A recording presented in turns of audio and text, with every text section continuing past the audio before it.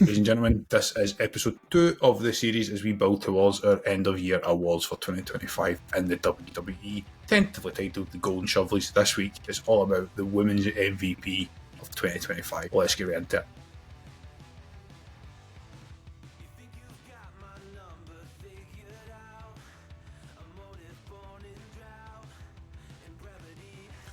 Fresh off recording our episode where we predict War Games, which is happening tonight, we are looking at that women's War Games match as an all-star match and who have been the top talent in the women's division in the WWE over the course of the year. As is the case with last week's tag team rundown, I've made a long list of about 10. I'm going to throw the names out there, a wee bit of information on each of them for their years. These guys are going to have a conversation and we're trying to a list of between 3 and 5 to go towards the end of the year awards. As always, feel free to throw out any extra names, and if anything changes in the next 5 or 6 weeks as we head towards the end of the year, we can add people back into the short list. We'll just go straight into it. Let's skip the niceties because we've just done a whole podcast anyway. I've tried to this week frame them in sort of brackets and buckets. Don't need to pick one from each, but hopefully it'll make a bit of sense. So I'm going to open up with 3 individuals in the women's division who have had breakout years, who have elevated themselves to new heights, and women who we are fans of and have had great years. Moving on from last week, the first name I'm going to throw there we want to talk about is Sol Ruca. From my personal opinion, I don't think she makes the shortlist, but I think she has put herself in a position to be a superstar moving forward. I think her in-ring work is amazing. Her control work is really, really strong. She looks the part. She's an athlete. And, of course, the Sol Snatch as a finisher gets people on their feet. There's a complete package there ready to break out and has broken out and ready to move into the main roster and become that superstar. The second name that I want us to have a conversation about is Stephanie Vaquer La Primera. I know we did discuss in the middle of the year the holding off and pulling the trigger at a particular point, but we're all huge fans of her work. The addition of the corkscrew moonsault finisher has been absolutely phenomenal. She's had some excellent matches this year, including the match for showing the title, and she's ready just to move on and become an absolute top tier main event level woman for the next 10, 15, 20 years potentially in the business. And at the same time, I think we should open up the conversation with the woman who held the WWE Women's Championship for the vast majority of this year, and that was Tiffany Stratton. Her breakout year really was 2024, but yeah, long title reign, won a lot of matches, looked really, really strong. Okay, the booking wasn't great, but I think she delivered in the ring. So, Ross, I'll throw it to you first, because obviously you're a resident NXT again. I've opened up with Sol Ruca. Just your overall thoughts on those 3 women. Is there anybody in that package you're saying they should make the top 4 or 5 come shortlist? I think that these are all really, really good picks and all for like different reasons. Like Sol Ruca has that like bona fide star in the making, because she's one of those people that I think that everyone quite enjoys, where she has little regard for her own safety really at any given time, and that is normally quite entertaining, but it has meant that she's had 2 massive injuries already. She kind of needs to calm that if she's going to ever move it up to the main roster, but like what she's done with her and Zarya has been absolute gold and has been fantastic. I think the one that stands out the most from those 3 is La Primera, in terms of just the ability to just be like just a runaway train, almost, where it was just week on week the momentum was there and it wasn't stopping. She's the one where every chance that she's been given, she's just grabbed it with both hands and she's just ran with it. Obviously, she is going to be on the card this evening, we expect. If you have listened to our main pod, we are all in agreement that there's a retain and move on to the next feud. From that one. Yeah. But no, I think that these are all people that are definitely worth a mention. Vaquer for me takes it, but these are all people that I think if you were to come back and listen to this episode and say 2030 are all people that you go looking back and going, yeah, that was the genesis of something really, really cool. 2030, Saunders, you'll be what, 50? Thanks. No, listen, I'm going to give you like, I advocated for Sol Ruca last week and Zarya as a tag team. I thought their work deserved to be recognised. Sol's done brilliant work in making a total nonsense title like the Speed title actually mean a little bit of something, but also her work with the North American Championship was very, very good, as well as her tag work with Zarya. She probably, for me, had it not been for Stephanie Vaquer, would win Breakout Star of the Year. Because Steph Vaquer has had an electric year in terms of the push. But I actually think there is someone more deserving out of the three people you've mentioned, and in my opinion, Tiffany Stratton should make the shortlist for a couple of reasons. You're right, a breakout year on the main roster came last year, but she's cemented herself as the one of the prime talents in the women's division.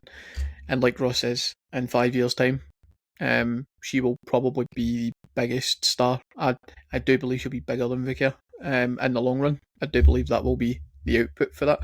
Interesting. I think Tiff deserves it because how many times did people think she was going to drop that title and then she turned it round and made whatever she was working interesting? Because you can polish a turd, but it's still a turd. So if you're given shit booking, it's shit booking. You can only play the hand you're dealt. I think Tiffany's done a fantastic job and became a victim of that booking where her run went stale through no fault of her own. People weren't unhappy when she came out to cut a promo. People weren't unhappy when she was booked to wrestle matches. People were just a little bit bored of how they were booking her. And that's not within her control.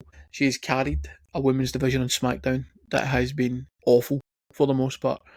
Probably with the exception of Chelsea Green and the work that Charlotte and Alexa did with the tag titles on SmackDown. The women's division has been awful, aside from Tiffany Stratton. So for me, I think Tiffy deserves it. She's been punting that title since WrestleMania, up until the last couple of weeks when she dropped it to Cargill. She's put that brand massively on her back, and for me, should be the one to make the shortlist. Obviously, we'll come up with a shortlist at the end of the show, but there's a potential debate there for a spot on the. Let's go for a top 4, and if we need to stretch it to 5, we can stretch to 5. That match was last week, but I don't disagree with any points you've made. I think Stephanie Vaquer struggled in the middle of the year where I felt like, as you say, Ross, she was a runaway train and they tried to put the brakes on rather than just being like, fuck it, add more coat with the engine and just go for it. And as you say, that's every time we thought that the booking's not there, move on for Tiffany. She had a great match and made us believing she'll probably benefit from some time off TV. And 100%. I'd really like to see her come back and lean more into what an NXT character was, the sort of it girl, and try and hold that heel position. Again, it's not her fault that she just naturally turned face because the fans loved her work, and that's a really good place to be. A little bit like the Dom Mysterio of the women's division, I guess, and that she was the heel that was undeniable. And you have setting up for a lovely segue through, so I have split this into tiers, and the final tier will get to the main eventers, but tier 2 is wrestlers who came from the other place. So we've already mentioned Stephanie Vaquer. Guess who's not winning this one? Nobody has to win. We can put them both out. The two I want to mention is number 1, Jade Cargill, who has had a strong year and did obviously win the title. I just think there's still a lot of weaknesses in the game. I think they're booking as a powerhouse champion, which is the right way to do it. But at some point she'll be measured up against everybody else in SmackDown, and if you're measuring it against a woman like Tiffany who has carried a brand for a year almost, you were going to expect a similar. And the other woman I want to mention is actually going back to NXT, and that is Blake Monroe, who I don't think we've seen enough of, but I couldn't put this list there and not have her on there because she, again, there's just a bona fide star there that when she eventually does come to the main roster, we will be talking about in the same breath as these women in the case of when do they pull the trigger and just make her a champion. So do any of you guys want to jump in? I'll let you jump in first, Daz, because you've already jumped in and said I know who's not winning this round. Yeah, I mean, to be honest, right, and this is not a slight on Blake Monroe at all, because she's done great work on NXT since she's arrived in the company. I'm not sure there's a space for either of these people because the shortlist is going to be that stacked, because the further up we go, it's going to be hard to leave so many of the people out, because we then need to break down that shortlist into an eventual winner when we get towards the end of the year. Blake Monroe is both of these women, and this will sound mad because I know that I slight Jade Cargill's wrestling ability, and rightly so, because it's not good enough. But she does deserve her plaudits. She's came to the industry that's the hardest to work, way harder to work in the than it is to work the indie circuit or AEW. It is just harder to work in the E because of all the things that come along with it. She's packaged. She's the perfect blueprint. If I was to say you draw me a woman wrestler, that's what they would look like. She just lacks the technical ability. I don't know why they didn't book her like this to begin with. She would have had a monster year if they booked her like this to begin with. It's from her entry in, book her like this, have her squat, and she can work on her wrestling on the side to the point where halfway through her title run she might actually be able to wrestle. So I do feel for her a little bit, but something's not quite right with the wrestling ability. Hopefully it clicks for her because she does have the look, especially the TKO look. Like Monroe, exceptional work in NXT. You know what you're getting with her when she joined, and she's delivered and delivered and delivered. I don't know if there's a space for her on the main roster, especially with Tiffany Stratton. She would have to be on separate brands because they're very similar in terms of persona and what they deliver. It's not a bad thing. It really is not a bad thing if two that can do it at that level. I think Blake Monroe's had, it sounds bonkers to say, a better term in her time since she joined than Jade Cargill is, although Jade Cargill is holding a WWE Championship. So it's a little bit like, I don't think there's a space for either, personally. Yeah, I think that you could probably make a really convincing case for Blake Monroe moving up if she came towards the beginning of the year. You kind of forget that she's still kind of new. I think it's been like 4 months or something. It's not been an awful lot of time. Granted, what she's been doing has been really, really good, and I think we're all in agreement she won't be there for very long. But I think that's the only thing that holds her back. I think that Jade, if, as we kind of sort of touched upon there, if they took this direction with her at the beginning of the year, she's also someone that probably comes in that conversation just because it fits what she is and what she looks like she could be good at a lot more. Maybe one for 2026. She could well have a really, really good year if they iron out the issues that she has, but really accentuate her physique in effect and really push that on. But no, these are both names that no doubt we'll come back to next year. 100%. Obviously, we don't know if injuries played a part in the Jade Cargill storyline because there's been no Bianca, and obviously Naomi's been out of action for a couple of months now as well. So you never know if there was a bigger and better plan, and that caused a bit of a pivot because she did feel like she was a bit part player at one point just because there was nothing for her on telly. Next category is women's mid-card, which we have slated on SmackDown. But there is 2 standout names from the mid-card. The first name is going to be Raw, and that is the inaugural WWE Women's Intercontinental Champion in Lyra Valkyria. I'm not calling it a breakout because I think I'm more familiar with her work, having watched a bit more NXT in previous years and saw her a little bit before then as well. But that feud with Becky really helped elevate her, and again, I don't think she's going to make the final shortlist because I think the booking's a little bit like we're waiting for the trigger to get pulled on the story with Bayley at some point, which had that have happened, we probably would be saying that's 2 banger stories back to back. And yes, I won't wait any longer and say that we should maybe mention Chelsea Green in this segment because I think Chelsea Green's fucking brilliant. Agreed. And I know Daz does. She may be the best women's storyteller in the mid-card and on SmackDown at the moment. And there is the remnants of a super stable with Ethan Page that could just be fun for 18 months, 2 years. To the point where we can now talk about it because it happened last night. She appears to be feuding with Jade Cargill now, which I'm into it, but I hope it goes somewhere for her. So I'll come to you first, Darcy. I'll let you talk about Chelsea Green and I'll let Ross talk about Lyra. Yeah, that's fair. I'm willing to do that. That's fair.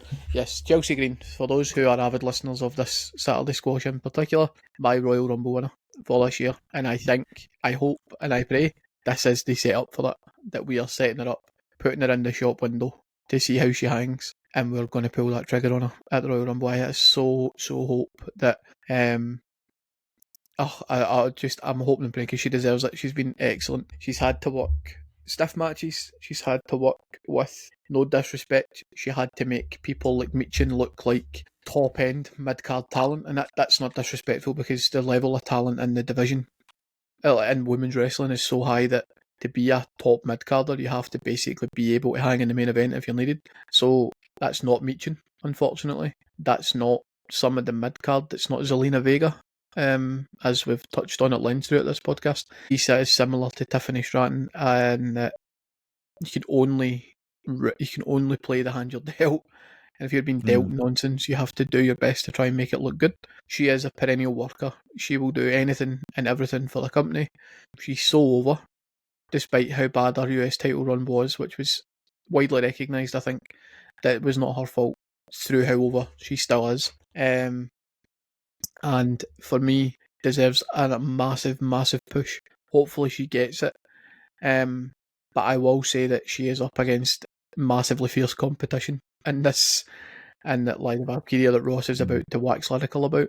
In my opinion, there's space for both of these people on that list, because they both did something very different, because they both held the titles. One did a far better job of elevating the title, but one I feel has done a far better job of elevating herself, because one's now in a main event picture and one isn't, surprisingly.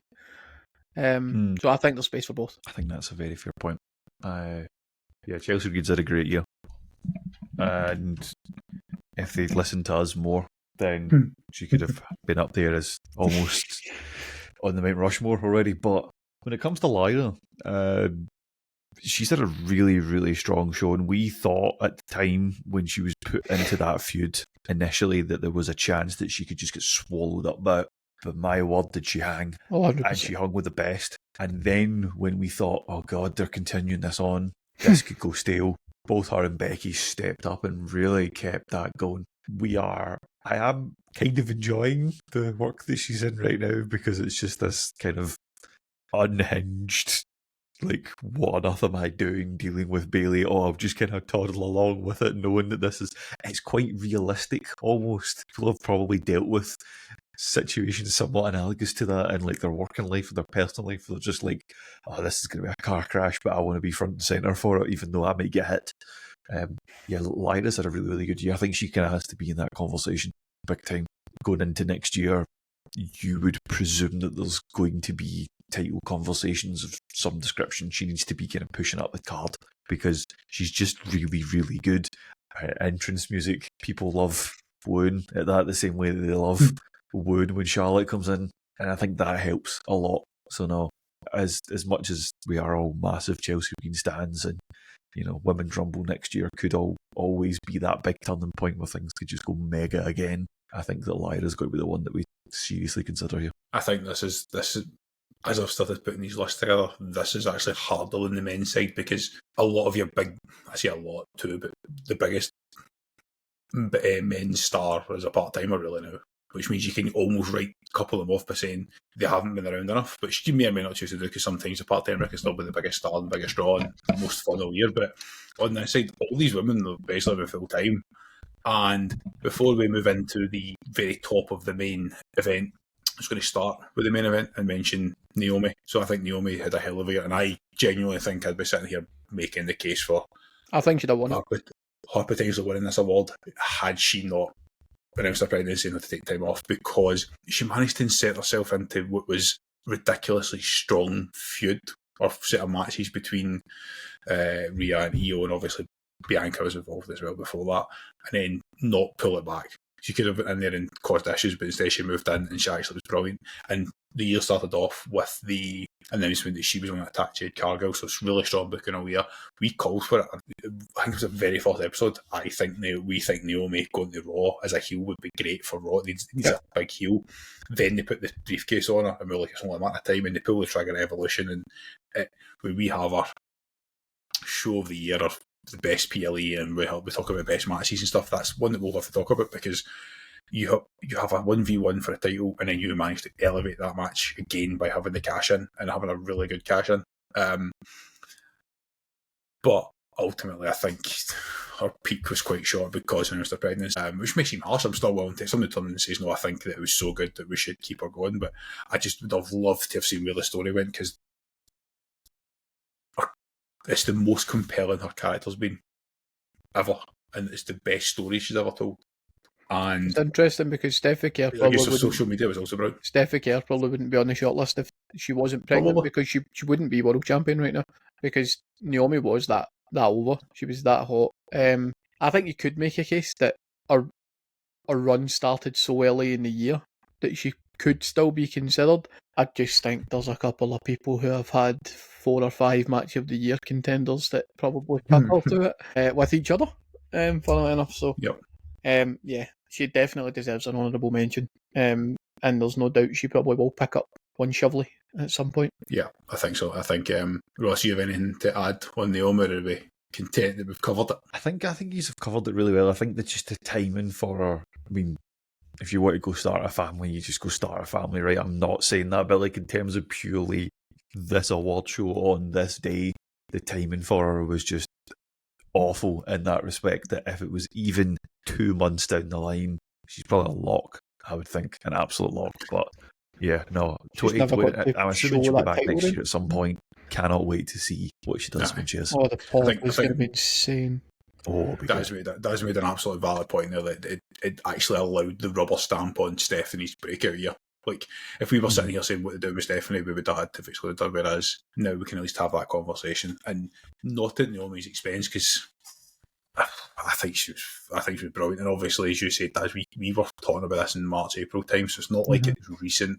It was a really good build up to it. Like, it was perfect. It was basically a perfect build. Definitely. And now it's time to move into the very, very top of the women's card. And I think ultimately, for me, these three will probably be on the short list with one other or two other from the already discussed.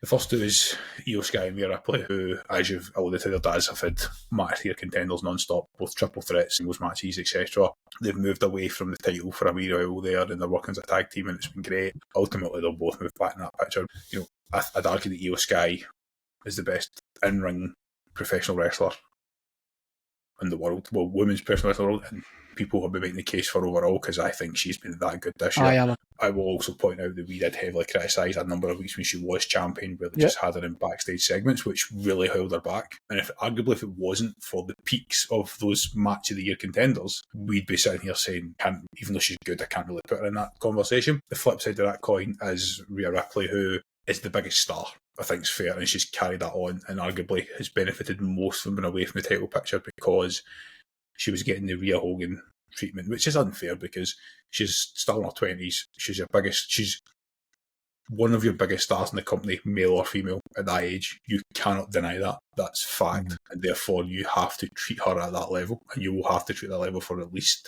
5-10 years more, depending on what she chooses to do in her career. And then the final name is arguably one of, if not the greatest women of all time, and it's not just me that's saying it. Sports Illustrated has also said it, and that's Becky Lynch, who this is probably her first full-time year in a while.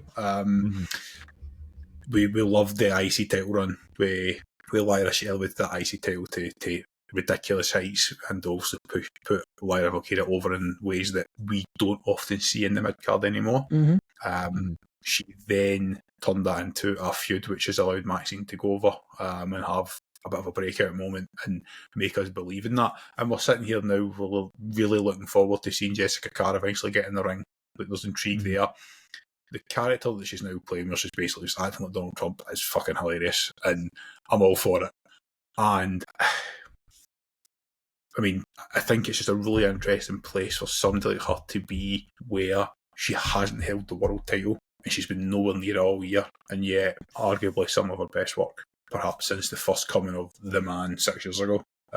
Ross, I'll let you kick off on that final list of three that I've got, and obviously feel free to add any more names if you feel I've missed someone. I've deliberately skipped the tag teams because I think the Kabuki Warriors and Charlotte and Alexa have worked as a tag team so much this year that you can't really talk about the singles, but I'd be happy to have that conversation. How do you take any of these out of the conversation is kind of where my head went first, and to be brutally honest, I'm not entirely sure you can, because Rhea's just insanely over. Like, it is like akin to, I don't know if you guys have ever came across it in your travels, but it was back when the Beatles were still touring and they played Shea Stadium, and the screams, you couldn't hear the band. Like, when her music hits, it's that level of scream you get from everyone in the arena. Like, and that's because every time she turns up, she puts in damn good work.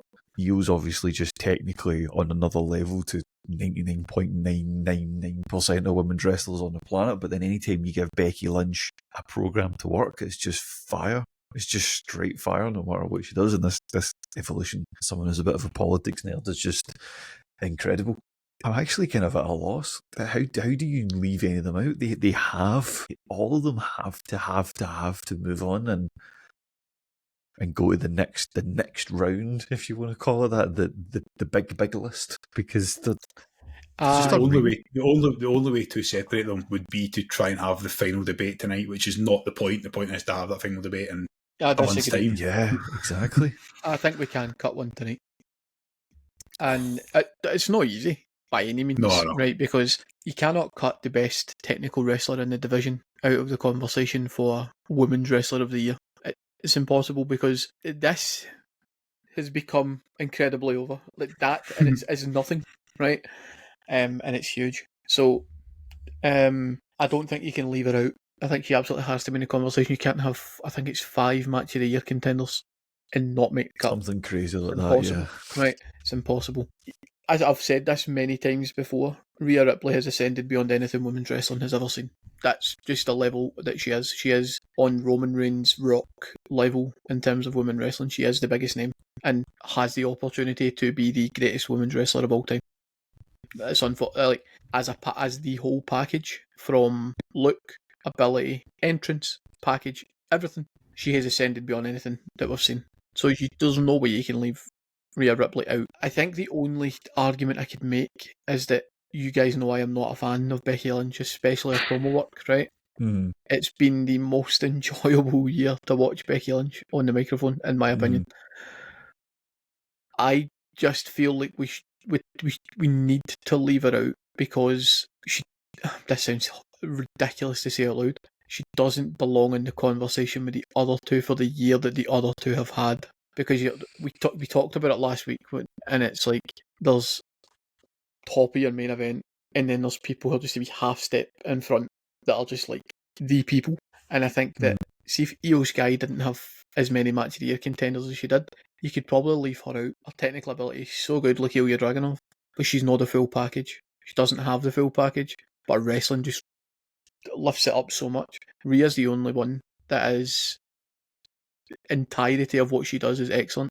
And I think if Becky Lynch had a main event run at some point since WrestleMania, she should be a lock for this. But I think she belongs in the mid card, in my opinion. But it would be an injustice to those who are actually mid card wrestlers to pick her over them. So she's lost, in my opinion, in the middle. So I would cut Becky Lynch, because she's not been the main event, but she's also a main eventer messing about with the mid card. So it's like, I think you could argue see if we had a worker of the year, she would be a lock for that, because she's done nothing but elevate since she came back. She's done nothing but lift talent. But in terms of her year, I don't think she's had a year close to the other two, in my opinion. It really comes down to your individual interpretation of what this type of award is. Because like in my head, I was like, right, okay, the MVP of the women's division, the MVP of the men's division. But you're right, if it's best, it's probably Iyo. And I'm not going to get into the nitty, but or Rhea, because you see Rhea's got the package. If it's the MVP, it's probably Becky, because you're like, well, she's managed to stay relevant, be amazing, but also because you don't need none of the three of them aren't essential to the world title picture right now. Aye, do you know what I mean? But if you were going to say we're putting the world title on one of these three people, it probably goes Rhea, Becky, Iyo. That's probably the order.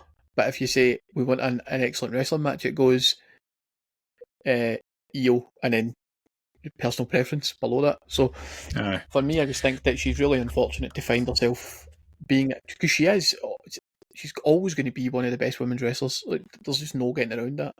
But she's a main event talent working the mid card, so I think it's hard on the mid card to hold them against her as the measuring stick. So I think she's just lost a little bit. See, it's such an intriguing position, and I think as well that it's worth mentioning Liv Morgan and all, who probably would have been on this short list, because she was glad she got injured and Naomi got pregnant, because this would be an absolute pain in the arse.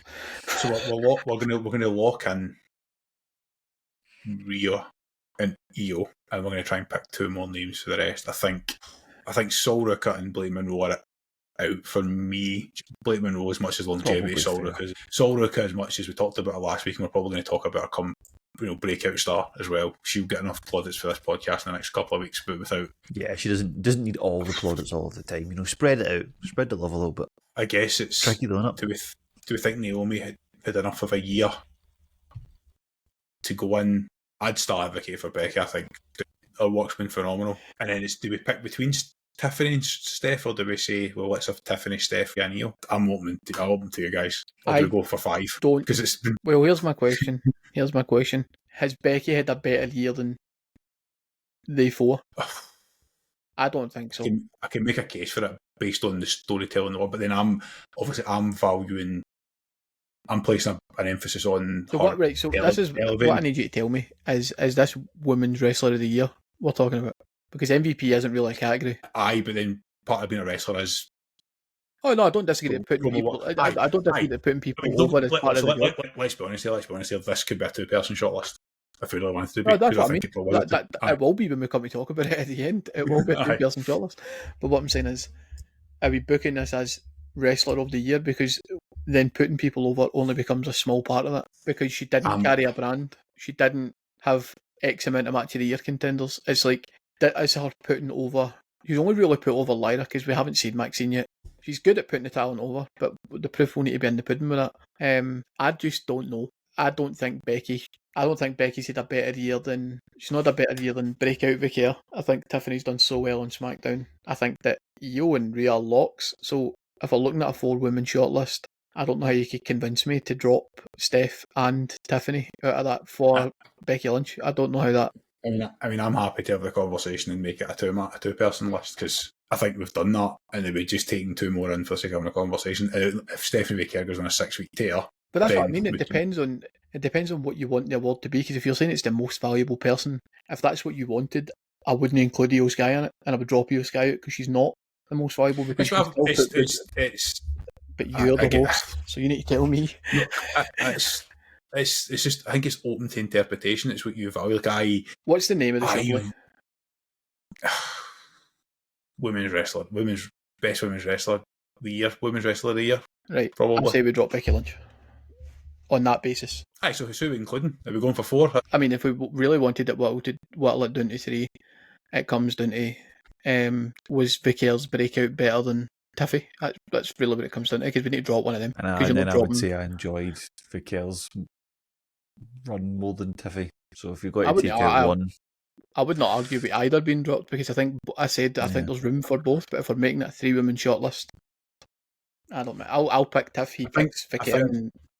I think it's a 4-woman shortlist then, and that's the 2 conversations that we have, because we're picking between your breakout and we're picking between your 2 top stars, really. Mm-hmm. But then are you planning a breakout of the year? Is that an award? Aye. So that's a separate award. Separate award. Right, then I would ditch the 2 of them then and take Becky Lynch and 1 for the first category, or Chelsea Green, Lyra, because it's like if Tiffy's not going to win. Aye, if you're basing Tiffany and Stephanie's inclusion on being on their breakout, then I would just rather base them on breakout of the year. Fair enough. Let's just say we'll pick between Rio and Iyo. That's where I think it comes down to, and obviously it'll save us time in the actual award show. Yeah. Any objections, Ross? I think that he's basically argued that out reasonably well. Looking forward to coming along on that ride when we get to it.